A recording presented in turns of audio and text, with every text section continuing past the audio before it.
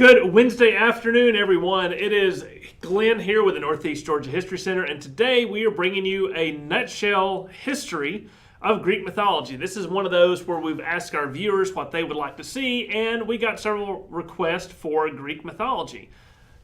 That's Greek for Greek mythology. It's all Greek to me, right?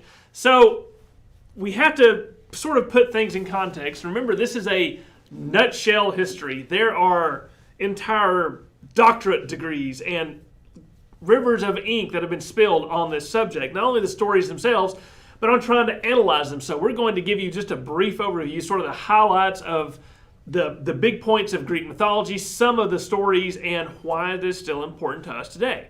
But if we're going to look at Greek mythology, we have to look at two very important parts. We have to look at Greek and mythology. So the first question is, who are the Greeks?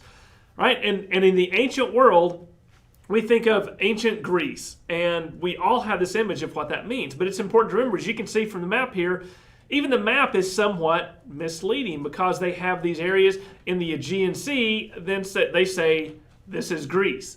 It's important to remember that at this time, in the very earliest days, even going back to the Trojan War, all the way up until basically Rome comes in and conquers the area, there is no Greece. There are a wide variety of city-states that have a greater and lesser influence over each other and over the area. And that's how they operate. There's no Greece. They would consider themselves Hellenes.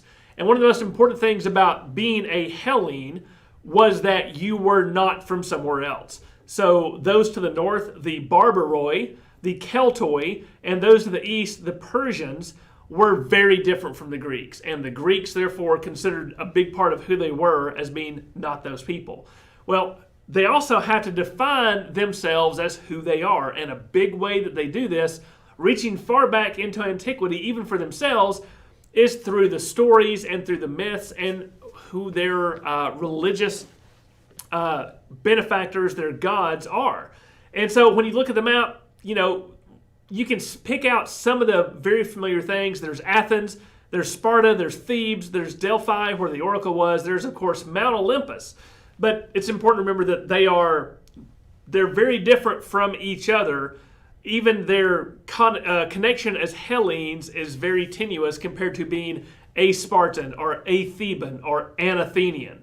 And really the only thing that unites them is, number one, those external forces, and number two, their shared mythology. Now, what is mythology?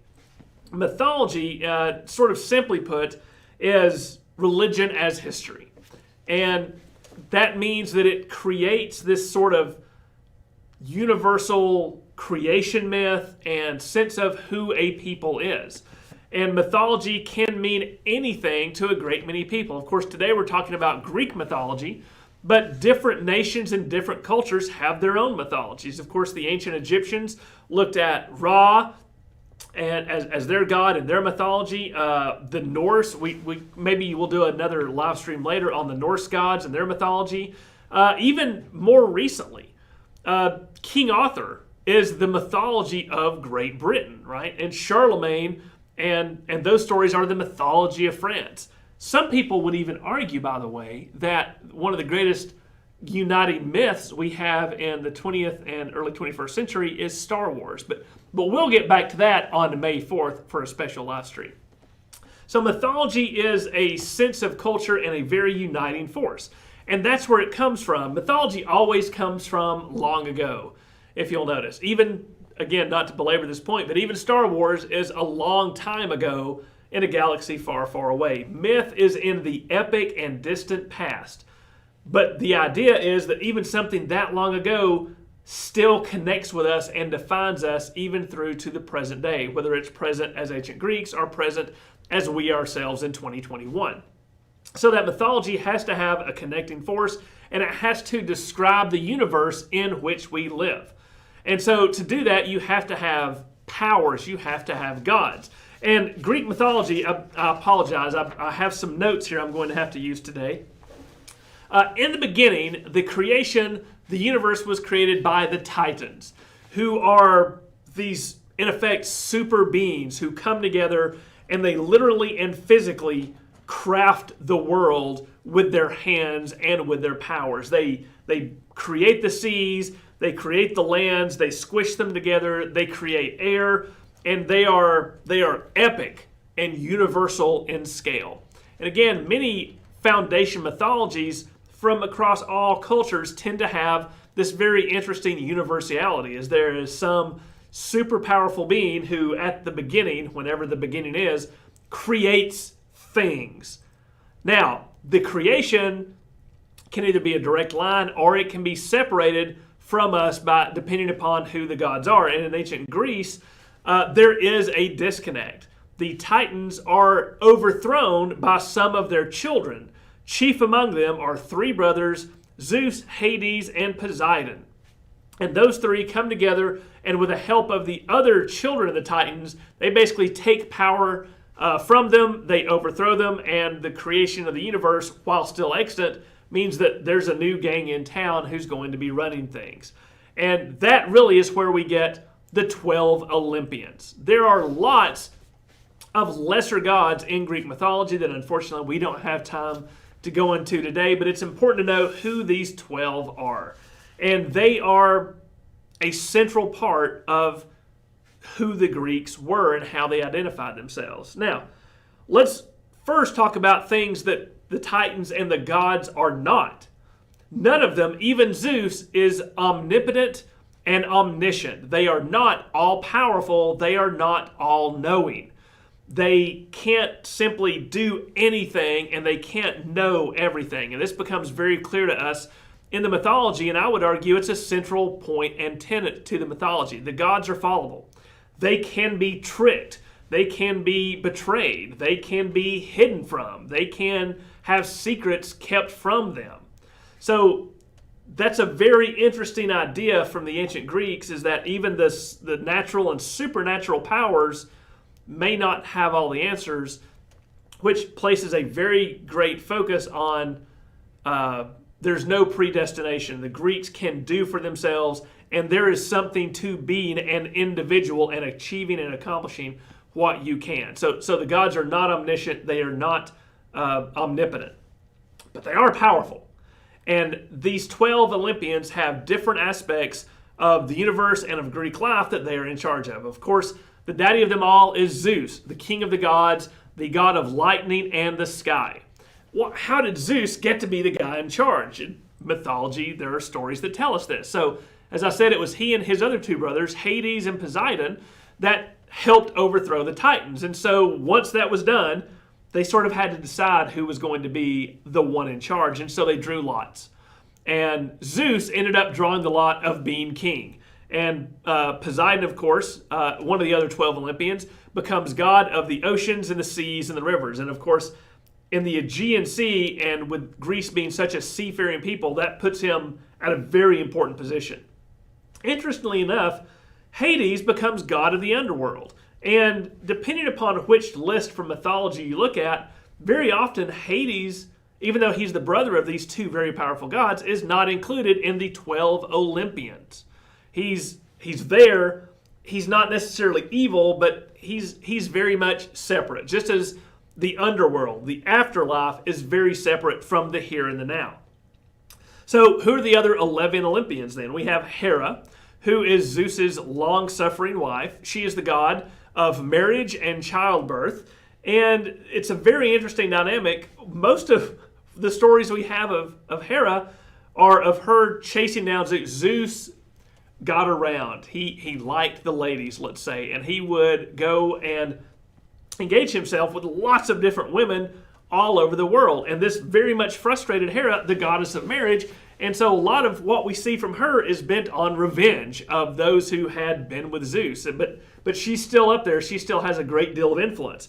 I've mentioned Poseidon already, the king, not the king, but the god of the seas and of the oceans. Then there's Demeter, who is the god of agriculture and of the harvest. Of course, very fundamental, necessary things to any part of life. We all have to eat to survive. We all have to get food. So Demeter is also a very important god. Then there's Athena. Truth be told, my personal favorite. She does not have any parent but Zeus. And this is one of the things that comes to us from mythology, is that, as it says, she sprang fully formed from the head of Zeus, almost an idea that he had. She is the goddess of basically philosophy, of wisdom, and also of warfare and of handicraft. So she's wise, she's sort of the god of making things and getting things done, and warfare. So there's a lot to her, which is probably why one of the most powerful city-states, Athens, was named for her, and she is the patron goddess of Athens. Very important in Greek mythology. She's in almost every story. Then you have Apollo, who is another child of Zeus. He is the god of the sun, he is the god of light, and the god of archery and of prophecy. So the oracle at Delphi was something that people could go to and get prophecy or perhaps something from the future or something from the past, and Apollo was in charge of that, theoretically, at the oracle at Delphi. Then there's Artemis, the huntress and the goddess of the wilderness, the wild, right? Sort of, in effect, Mother Nature is who she is. And then Ares, who's god of war and violence and manly virtues. But it's always been fascinating to me, and lots of people have looked at this, how Ares and Athena, brother and sister, can both be gods of war. And I suppose it depends upon how you're fighting your war and who you're fighting as to which gods you're going to want to have on your side. Very interesting dynamic there. And then, of course, there's Aphrodite, the god of love and beauty, and some would also say, therefore, jealousy. The most attractive, the most alluring of all the gods. And it's always interesting. She's portrayed as the goddess of love and beauty, but there's always something devious about her, as though she knows she's the prettiest and the loveliest, and she wants to use that to her advantage or simply to cause mischief. In other words, she's pretty and she knows it. And Aphrodite, you can see, gets a lot of people in a lot of trouble.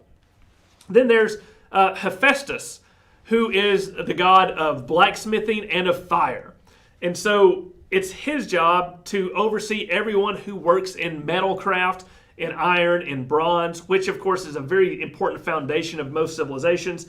Then there's Hermes, who is the messenger of the gods, and Hestia, who is the goddess of the hearth and domesticity, and basically the woman's world, of weaving, of cooking, and things like that. Now, those are 12, but again, something important that you have to remember about what we know of that's called Greek mythology is we're getting these stories from a lot of different sources. Islam has the Quran, and Christianity has the Bible, and Judaism has the Torah. Singular books. Not so with Greek mythology. Everything we know about these stories comes from a wide variety of sources, and there's sometimes not a lot of consistency. So depending upon which version you read, there are two other gods that may interchange with some of the ones above. There's, of course, again, Hades, the god of the underworld. Sometimes he makes his way into the 12 Olympians. And there's also Dionysus, who sometimes makes his way in place of Hestia.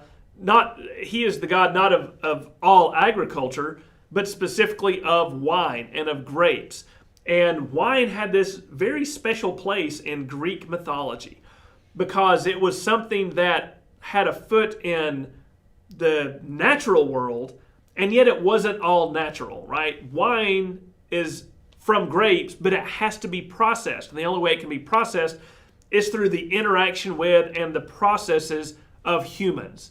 So wine is sort of this, literally and figuratively, this interesting mixture of the natural and the human that comes together. So the Greeks, of course, consumed a lot of wine. Wine played a huge part just in their domestic life and in their trade. But the idea of wine is something that has this mystical power with them, enough so that the Greeks name usually, sometimes, one of their main gods just as the god of wine. Whew! I haven't even gotten into the lesser gods, but those are the 12 Olympians. Those are the ones that figure in the stories. Those are the ones that the Greeks considered to be the most important. Now, I've told you about the Olympians because mythology talks about the gods and is sort of a foundation for religious practices and religious history. But the rest of mythology is really how humans interact with the gods. And so one of the most fun things that we're familiar with from mythology is the stories that they tell, the adventures of some of these humans. So there are just a few adventures I want to go through with you just briefly. There are heroes, of course. You can't have mythology without heroes. So I want to go through just a couple of them. Some of these I'm sure you've heard of, some of them you may not have. And they're interesting because they're all stories that in effect have morals and lessons for those who would read them, especially if the Greeks are reading them in a particular way from their particular worldview. You have Phaethon. And Phaethon was the son of Helios, who is the sun god, the sun chariot, right? The sun was a chariot, and Helios is the one who guides it through the sky because he's strong enough. This is his purpose, and his being is to guide the sun. Well, he has a son called Phaethon, and Phaethon is a little arrogant. He's a little unsure because no one believes that his dad is the sun god.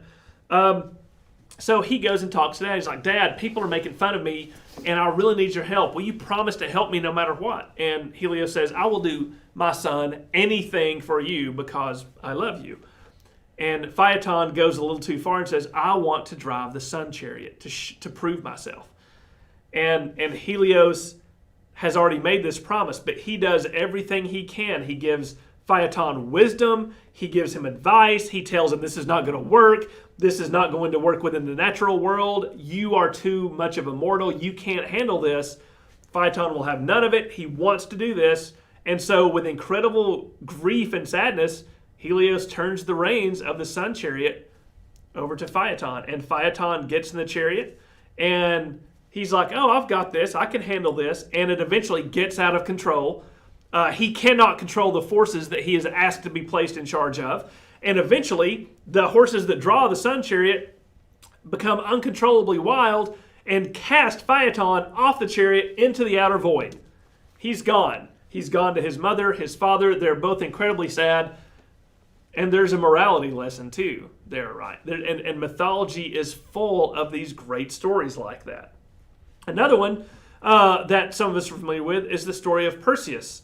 Perseus, who was tasked with a lot of different things, but one of them was to deal with the Medusa. Now, let me take a side note and say that most of the illustrations I've chosen for this are from original Greek amphorae, vases that the Greeks would use as decoration and to hold wine, because fortunately we have a lot of these left over, and the Greeks almost always illustrated these with things from mythology. We have images of gods, of monsters, and things like that. So as we go through this series, this presentation, I want you to see that's what these vases are. Most of them, they're original works from ancient Greece. Kind of cool. So here we see an image of the Medusa. You can see it as a grotesque creature that Perseus has been tasked with destroying. The Medusa is terrorizing an island. Poseidon wants her dead because she's doing bad things to seagoing people who get trapped on the island.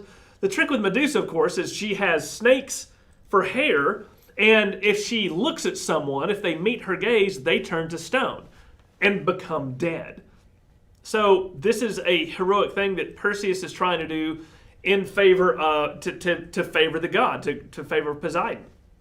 And he eventually is able to do this. He uses a mirror so that he does not meet her gaze directly, and eventually is able to go. You can see he's looking away.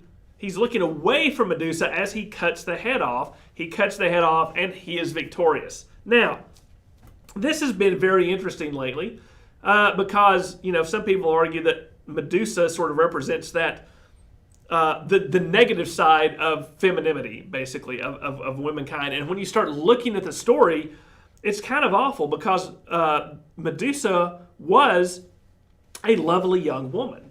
And she was raped by a follower of Poseidon. And she tried to get her revenge on this person. And as a result, Poseidon is the one who cursed her and sent her to this island. And so here's Perseus having to go, and so in effect, Medusa becomes quite a tragic woman. So recently, there's been a lot of re-looking at this story and what exactly it means. And there have been some really neat artistic works and statuary that's come out even over the last couple of years that really re-examines this story. But the idea of the Medusa, the snake head, is very, very common throughout ancient Greece, and the idea of turning someone to stone has become one of those adventure stories. But like most ancient Greek adventure stories, if you start looking a little deeper, there's a lot more to them. Now, we also have another story about a fellow named Theseus. And Theseus is one of those people who's sort of a proto-Hercules, if you will. And he is a strong man, and he is tasked with defeating a Minotaur. Of course, the Minotaur from Greek mythology has the body of a man, but the head of a bull. And he is in a labyrinth. And no one has been able to get to the center of the labyrinth because people are having to basically sacrifice. It's always sacrificing young women, right? So they're having to sacrifice young women, sacrifice daughters to the Minotaur in this labyrinth. And no one can do it because the Minotaur has this power over them. Well, he decides to go kill the Minotaur, and he finds a way. He gets some help from wise Athena, and he's able to find his way out of the labyrinth because he puts a piece of string behind him as he goes, so he knows he'll be able to find his way out. You can see from the picture, he finds the Minotaur, he kills the Minotaur with his sword, and all the young damsels no longer have to die to appease him and the gods. And this is just one of the labors Theseus has to do. Theseus has to do 6 different labors that he is tasked with, and he is able to accomplish all of them, fortunately. So, and I said he was sort of a proto-Hercules, so the next hero we do come to is Hercules, or Heracles, as he was in Greek. Hercules is sort of a Latinization of his name. And he is, in Greek mythology, he's half god, right? He is the son of Zeus. And he is super strong. He can do anything. He's not the brightest. Hercules is not the brightest, batch, but he is super strong, and he is tasked with 12 labors to prove himself. And one of those, of course, is fighting the Hydra. And this image you can see here is Hercules fighting the many-headed Hydra. And of course, the problem with the Hydra is that, like so many of our problems that we meet day to day in our personal lives, when you cut the head off of the Hydra, one head, 2 more grow back. And so, again, one of these great sort of moral lessons, when you're facing these problems, it seems like you're able to take care of one and then 2 more crop up. How are you going to deal with this? It seems like Hercules is never going to be able to defeat this monster because he can cut heads off all day long, and yet more heads grow back. So, of course, what he does eventually is he just collapses a mountain on top of the thing and crushes it. I'm not sure exactly where the morality is of that. I guess you can find a mountain and crush all of your problems at once if you're Hercules and super strong. But Hercules has come to us today, and we all have heard this name, and we all think of Hercules as the strongest person that we can imagine. And so Greek mythology is full of these heroes. Some of them meet their ends in not the best way. Some of them succeed, but all of them, they're adventure stories, and that's how a lot of them come down to us as monsters and battles and things like that. But they're also ways to reflect upon ourselves and reflect upon how we deal with the world. And so I think when we look at mythology, and when you go, hopefully, and look at more stories, keep that in mind, that they're not just adventure stories. There's a lot more to them. Well, there were some other things. There are 2 great works in Greek mythology that have come to us. And these, you have to remember, like so much of Greek mythology, began from an oral tradition. What I mean is, they did not write these stories down. This is how old they are. They passed down from generation to generation through retelling. People would memorize entire works, entire stories, and then tell them either to small groups of people or to very large groups of people. And the reason we have the Iliad and the Odyssey, and the reason one reason they're so important to us and to Greek mythology, is because they were among the first epics ever written down in the Western world that have carried through to us. And they come from a fellow named Homer. Now, we don't think Homer came up with these stories. These stories are much older than he, but he is the one who first wrote them down and perhaps had help from his daughter. We'll get to that in a second. So the Iliad and the Odyssey basically tell the story of the Trojan War. But from mythology, of course, you have to bring the gods in to sort of talk about this. And from mythology, the way they did this was called the Judgement of Paris. So Paris is a prince of Troy. He is the son of King Priam. And he is he's sort of a dashing young lad, and he's the most eligible bachelor in the Aegean world. And he is given a choice. He is given an apple, and he is supposed to give it to the most beautiful person in the world. This is the Judgment of Paris. So Athena, Hera, and Aphrodite come to him. This is a scheme that they have cooked up, right? Because they want to decide who among them is the best. So they go to this pathetic, pitiful mortal guy who doesn't know what he's getting into, and they say, "Would you present the best of us with an apple?" Well, the Greek gods, being very jealous, don't just leave the judgment to him. They have to bribe him. Athena says, if you pick me, I will make you the greatest warrior that ever was. And Hera says, I will make sure that you are incredibly successful in all you do. And Aphrodite says, well, if you give the apple to me, I'll make sure that you're able to marry the most beautiful woman in the world. Paris, being the vain person he is, gives the apple to Aphrodite, not only making her happy, but hacking off the other two ladies, right? So they're very angry. They go out. Unfortunately, the most beautiful woman in the world is already married to a Greek prince, Menelaus.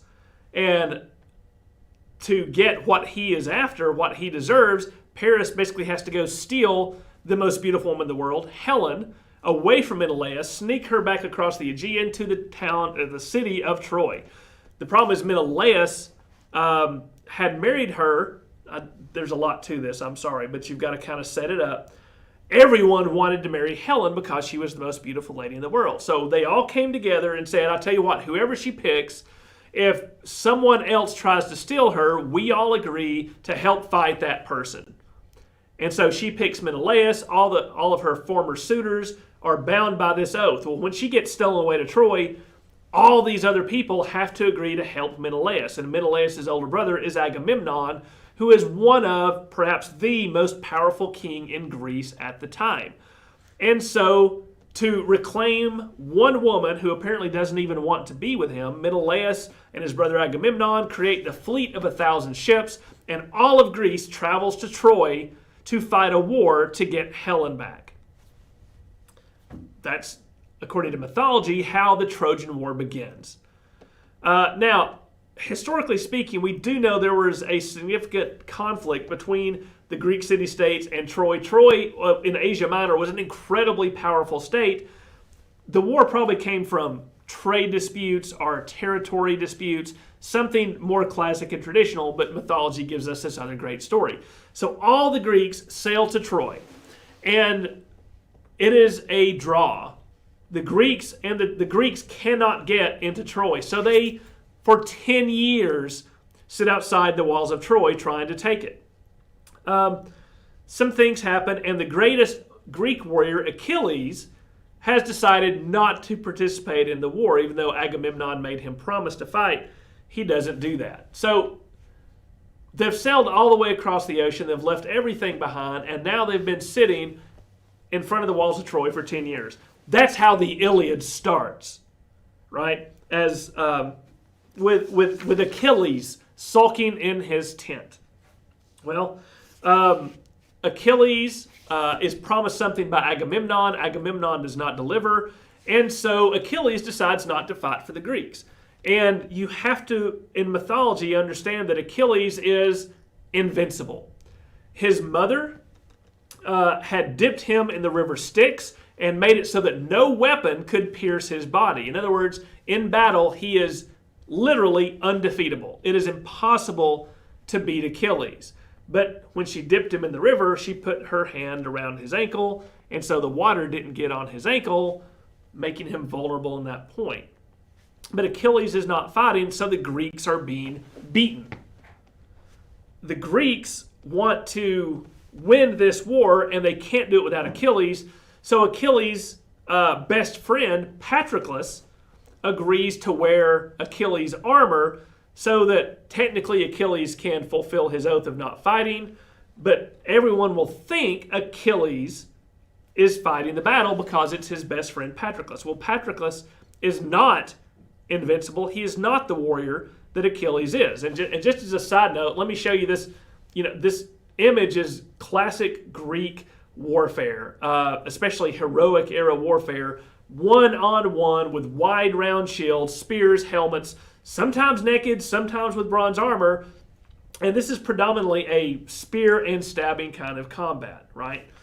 So there are a lot of images like this on Greek vases, and a lot of them are allusions to these classic Greek heroes from the Trojan War. Hector, Paris' brother and the heir apparent to the kingdom of Troy, is Troy's greatest warrior. And so Hector comes out and immediately attacks who he thinks is Achilles. They fight each other, and he kills him. And so Hector has beaten Achilles, at least as everyone thinks. The Trojans drive the Greeks all the way back to the ocean, all the way back to the ships. They're about to burn their ships before the sun sets. Well, it looks like the Trojans are about to win. But what happens is Achilles finds out Hector has killed his best friend. And these people are best friends. Achilles is furious. He wants revenge on the person that killed his friend. So the next day, he goes out and challenges Hector to one-on-one combat before the walls of Troy. Hector, great warrior that he is a little nervous because everyone knows you can't defeat Achilles. But Hector has to go for the sake of honor, and he goes before them. Achilles and Hector have what in Greek mythology must have been the greatest one-on-one battle in all of history, and Achilles eventually kills Hector in battle. But this is not all. Again, Achilles is furious that his friend has been killed. So rather than simply giving Hector's body up, as was tradition, he ties him to the back of his chariot and drags him around the city several times and refuses to allow him a burial. And he takes him back to his camp. He plops him outside his tent, and he goes back to sulking. He's still not going to fight for the Greeks, but this is a huge blow to Troy. Their greatest warrior is dead, and King Priam, who was Hector's father, and Hector was his most beloved son. This is I may start crying. This is terrible.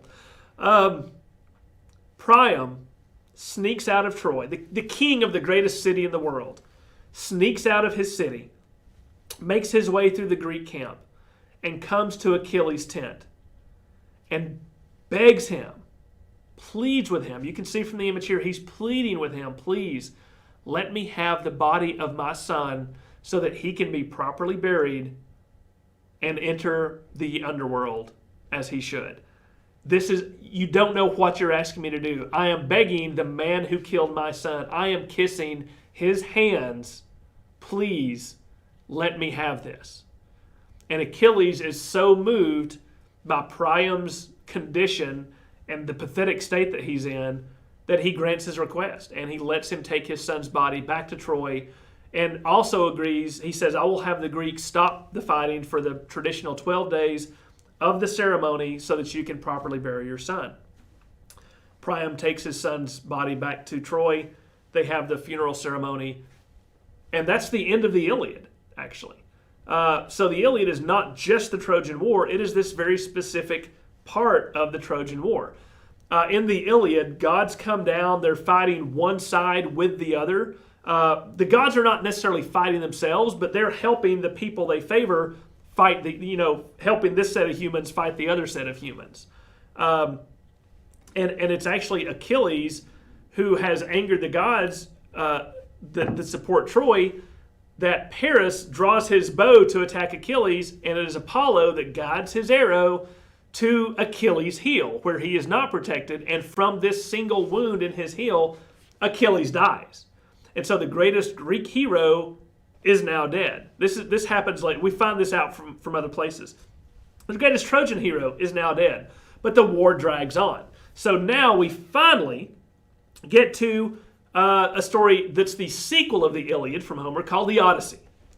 And this is the end of the Trojan War. 10 years of combat could not end the war, but the tricky and clever mind of Odysseus, who is another Greek king, has discovered a way. Odysseus is sort of the counterpose for Achilles. Achilles is all about fighting. He's all about warfare. He's very moody. Odysseus is not very emotional. He is all about cleverness. He is all about logic. He is all about thinking things through. And so Odysseus comes up with an idea. He's like, here's what we do. We cannot breach their walls. We need to make it look like we've left, like we've given up. But we'll leave something for them, perhaps a hollow wooden horse.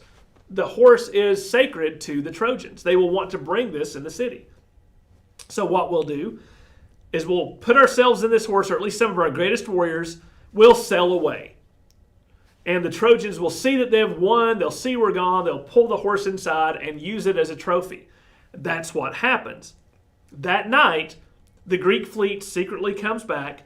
The Greek warriors leap out of the wooden horse and immediately go open the gates. The Greek army sweeps through, and this is the end of Troy.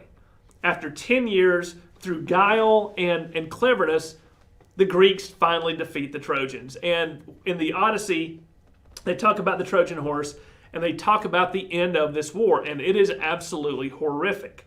I'm not going to go into all the tales, but it gives you an idea of what final defeat in something like this was in the ancient world. Well, in the process of this, Odysseus realizes, okay, the war's over, time for me to go home. Everyone now wants to go back home to Greece. They've been gone for a decade. And Odysseus did not want to come in this war in the first place, but he came. On his way home, he goes to an island where he runs into the Cyclops, the one-eyed giant, right? Polyphemus. Polyphemus is one of the sons of Poseidon. Odysseus, to defeat Polyphemus, gouges his eye out after Polyphemus has eaten some of his men and ties him up and ridicules him. Well, this hacks off Poseidon, and because he's done this, Poseidon said, okay, you know what? I can't kill you, but you're not going to get home for another 10 years. Your journey is going to be all around. You're going to have all these different horrific adventures. I can't kill you, but it's going to take you a while to get home. So that is what the Odyssey is the story of another 10 years for Odysseus to finally get home. The sirens, the songs of the sirens, you can see in this one, Odysseus has been tied to the mast of his ship so that he can hear the song of the sirens that supposedly drives men mad. All of his men have put things in their ears so they can't hear. He goes between Scylla and Charybdis, the areas in the ocean that a ship shouldn't be able to go through. Lots of different things, but he finally does get home. When he gets home, he finds out that everyone thinks he's dead. Everyone's trying to marry his wife. He sneaks in. I'm going to cry again. He has a dog. He had gotten this dog as a puppy just before he left for the war. And he gets home, and all these people in his house have mistreated his dog. He's flea bitten. He's terribly sick. And when Odysseus comes home in disguise, this dog is the only thing that recognizes him. And Odysseus pets him on the head, the dog wags his tail, and he dies. So dogs are important in Greek mythology too, folks. Odysseus is finally able to kill everyone who's trying to take over. His son Telemachus helps him do this. And that's the end of the Odyssey. Now, one of the interesting things about the Odyssey is a lot of the end of it talks about what Odysseus' family and wife has been doing while he's been gone, preparing meals and doing weaving and things like this. And there's a theory. When you look at the Iliad and the Odyssey and you read them, the Iliad is super, it's warfare, it's battles, it's manly man, boy stuff. When you get to the Odyssey, it's not quite like that. There's a lot going on. There's descriptions of women's activities in Greece. There is none of that in the Iliad, but there's a lot of it. And women are protagonists within the story of Odysseus and his journey. So some people have hypothesized that Homer himself was able to complete the Iliad before he goes blind, but as he goes blind, he needs help to transpose the Odyssey into a written story, and he has his daughter help him. One of his daughters helping him she's going to be able to work in a little bit more of this, not just battles and stuff, right? The two, even though they're by the same author, are very, very different. They feel different when you read them. So that's something, to think about. And the Iliad and the Odyssey were so central to Greek life, to Greek mythology, to how they viewed themselves, that every year at state expense on the holidays, there were people who would go out and recite the entire thing for the public in the amphitheaters. The entire thing, every year at state expense. It was that important to the Greeks. And they did this in every city-state, right? One of those unifying forces.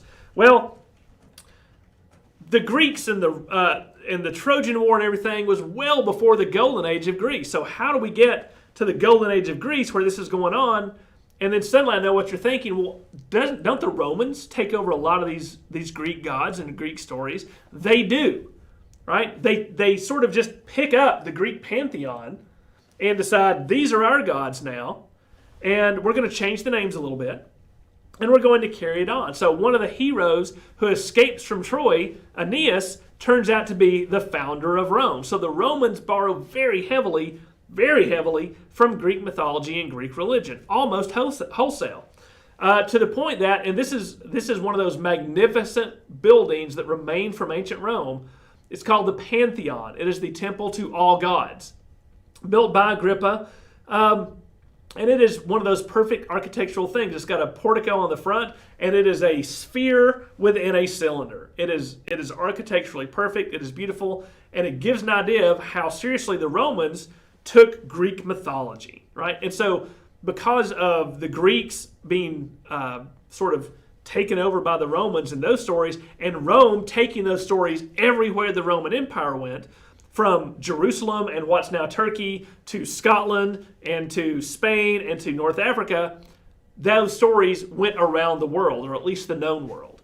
And they continue to be a part of who we are today. So why is it still so important to us today? Much of what I've talked about, a lot of you probably are familiar with. Right? You know about the Greek gods. We've heard of Zeus and Hercules and Athena and the Trojan horse and Achilles and things like that. We know the stories of the Hydra and all these different monsters and a Cyclops, right? They're ingrained within us because within Greek culture lies the seeds of Western civilization. And as Western civilization goes, so go those stories forward. Even in the Middle Ages, they were still copying these stories, and they've come down to us. And espoused within Greek mythology are the Greeks, and especially the Athenians, appreciation of philosophy and thought, and what we today would call logic and the scientific method, right? The Greeks, Socrates, the Socratic method, they were the first to develop these widespread in the Golden Age of Greece. That carries through to us, and it's reflected in the mythology. Just our literature, just these stories have become a foundational part of what Western literature is. The Iliad and the Odyssey are always the starting points in any Western literary tradition that we study in school. It also reflects the morals and the values that, though they're a little bit different from the ancient Greeks, a lot of them are still with us today. Don't tempt fate. Don't go too far. Always be honorable. Don't do things that will offend people, especially the gods.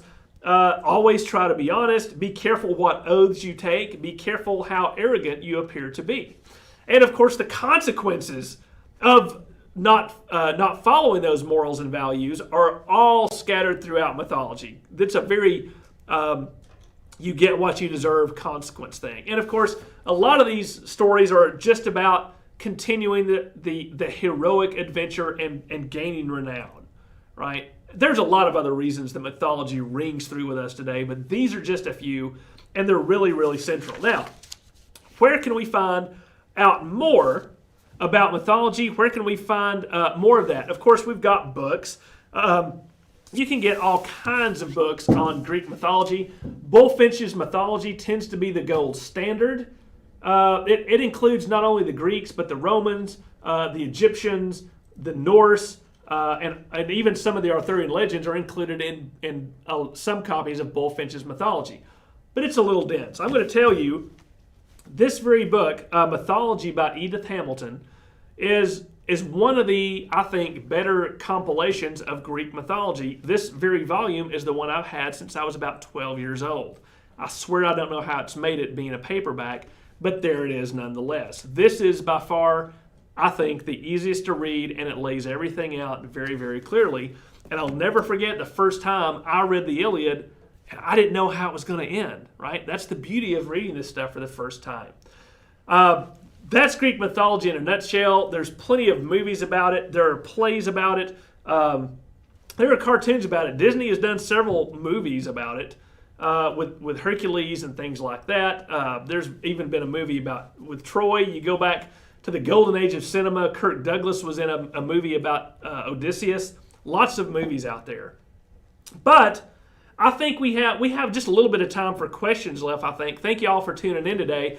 Before we get into the questions, I want to remind you that we have extended our April donation goal. We were able to meet that $200 goal. Thank all of you who contributed to that. We're trying to get to $300 by the end of the month. We've only got a few days left, and the support that you give for this really goes right back into us being able to maintain and sustain these programs. So if you like them, $1, $5, $10, even $1,000 is anything helps. So we really appreciate that. So Libba, do we have any questions from folks today? Hey everyone, Libba from behind the scenes here. And while y'all are thinking of some questions, I did want to give a shout out to Cynthia and Ben who donated $20. Oh wow, thank you. During the program today, saying we love your digital programs. Ben is in virtual 4th grade and he loves your sessions. Thank you. Well, thank you so much, Ben and Cynthia, for your support. So while folks, if you are thinking of questions, go ahead and add them to the chat and I will be monitoring that. But, during your presentation, Glenn, a lot of other movies came to mind that have to be inspired by this. And one I actually saw very recently for the first time, which was Pan's Labyrinth, which is a Spanish movie made in Spain and largely is based in the Spanish Civil War, I believe. Right. But here we have not only the idea of this labyrinth, this sort of, not necessarily a maze, but a very long journey to the underworld. Right. And there was also what is described as a faun, but definitely sounds like a mythical beast. And when you actually get to meet the monster there, right? So, a goat's basically a goat from the waist down, yeah. A goat's hindquarters, and then a human with ears and horns and things like that. Is that? Yeah, exactly. So it's interesting that even Greek mythology, it has gone through so many different. It's inspired so many different types of media, and also is a part of other cultures as well. Other movies that came to mind is I realized that Oh Brother, Where Art Thou by the Coen brothers. That's right. Is also inspired by Greek mythology. And maybe you could... you're right. It's basically a retelling of Odysseus in the South in the Depression. Yeah. I love that movie. I'm glad you brought that up. Because it's very subtle. They do not hit you over the head with it, but there are definitely, parallels. And of course, the word Odyssey comes from the Odyssey, a journey. As I saw someone say, hey Odysseus, what's an Odyssey? And he's like, oh, it's a journey that only I survived going on. And his men are like, haha, what? Right. We do have a question. So I put a link in the chat to Bullfinch's Mythology, which is available for free online. What was the other book you mentioned? Mythology by Edith Hamilton. By Edith Hamilton. Okay, guys, yes. I'm going to put a link in the chat with that as well. So is it Timeless Tales of Gods and Heroes, that one? Yeah, it could be. This one, let's see. This is copyright 1942. Oh, wow. That's not when this one was printed, but that's when the work was copyrighted. So, and I think it's been released under a couple of different names. Yeah, so I'm at least putting the name and a Goodreads link in the chat. So y'all can find that wherever you find your books. And we also have, Terry said, you bring up an excellent example of the Percy Jackson series. So lots of mythological monsters in particular come into play with Percy Jackson. If you order it from Amazon, where does the name Amazon come from? Does Amazon really come from Greek mythology? From the Amazons, right? Oh, I guess that makes sense. Yeah, just clicked for me. Yeah. And let's see. Oh, will you be covering other mythologies as well? We have a big list of program ideas, so please let us know what you would love to learn about. We already have Norse mythology and Arthurian legends in our list from today, so I'm going to add Egyptian legends and mythology. But please let us know any ideas that pop up that you want us to write down on our long list of ideas. We will be planning our fall live streams this summer. Right. Now, I believe, let's see, our next question is, Cody would like to know, what is your most liked Greek myth, Glenn?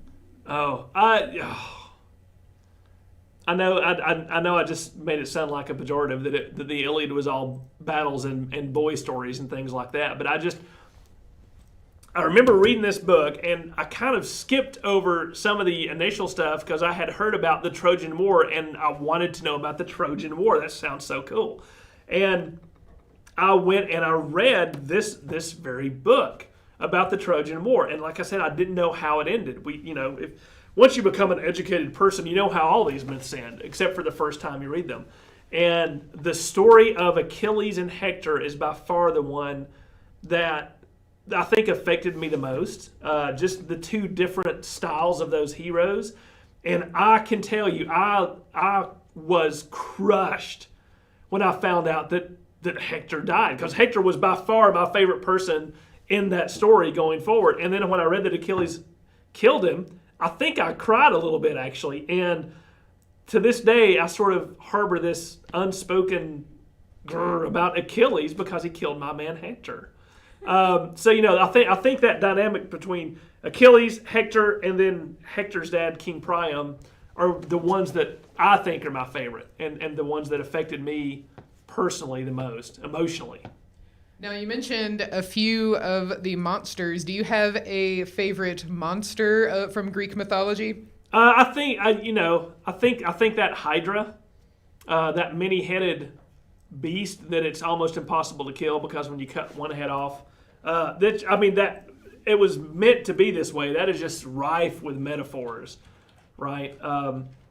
That monster is representative for a lot of different things for a lot of different people. So probably that old Hydra is my favorite one. Now, Terrence on YouTube brought up an interesting topic, astronomy, the constellations, and how they relate to mythology of different cultures. Is there anything that you can say about Greek mythology specifically and how the Greeks related to the stars? Oh, yeah, absolutely. That's a great point. Of course, the signs of the zodiac are from Greek mythology. And the reason that's carried forward is because for Western culture and science, it was the Greeks who first sort of recorded. I mean, other cultures have done this, certainly, but again, we're looking at a direct line for Western culture and to Greeks. The Greeks recorded the paths of the stars and the planets and things like that. Now, they saw them as differently as we do. The cosmology was different. They considered it an Earth-centric universe where things revolved around us, rather than us being, part of a Copernican universe. But they would look for their gods and their stories within the stars, as many cultures have. And so that's how we get, the signs of the zodiac, Orion's belt, and Taurus the bull, and the Big Dipper and the Little Dipper, really, for that matter. So a lot of those, the way we even look at the stars, the way we look at the sky can be traced back to a lot of this mythology from the Greeks. Looks like that is all the questions we have so far. I also wanted to let any of our new viewers know that we do have digital memberships that are as low as $3 a month or only $35 a year, and you will receive exclusive invites to our members-only live streams every single Friday at 2 p.m. Eastern. And if you can't make the 2 p.m. Eastern, they are always available afterward. We have over 40-plus members-only live streams. So I've placed the information on how to become a member in the chat. And I believe that is all the questions we have today. Okay, well, perfect. That seems to have wrapped it up about on an hour. Thank you all so much for watching. Thanks for our audiences who have been giving us these great requests for live streams and for topics. We hope that they've been enjoyable to you. We hope that there's something that you can continue to sort of look to and reference if you want to share them with your friends. If you happen to be talking about Greek mythology, you can say, hey, I saw this neat video. Let me send you that link. That's one of the big reasons we want to do what our fans and our followers are asking us to do so that they can continue to add to our body of work. As Olympus said, we've put together a lot of different libraries of a lot of different topics over the last year. We hope you are able to go and look at those. We hope you've enjoyed this live stream, and we hope that you will continue tuning in to the Northeast Georgia History Center's programs. That is by far what we really ask of you, is just to keep watching and keep telling everyone about us, because it's a great way to learn more about our world. Folks, we hope you have a great rest of your afternoon and going on into the weekend, so stay safe and take care.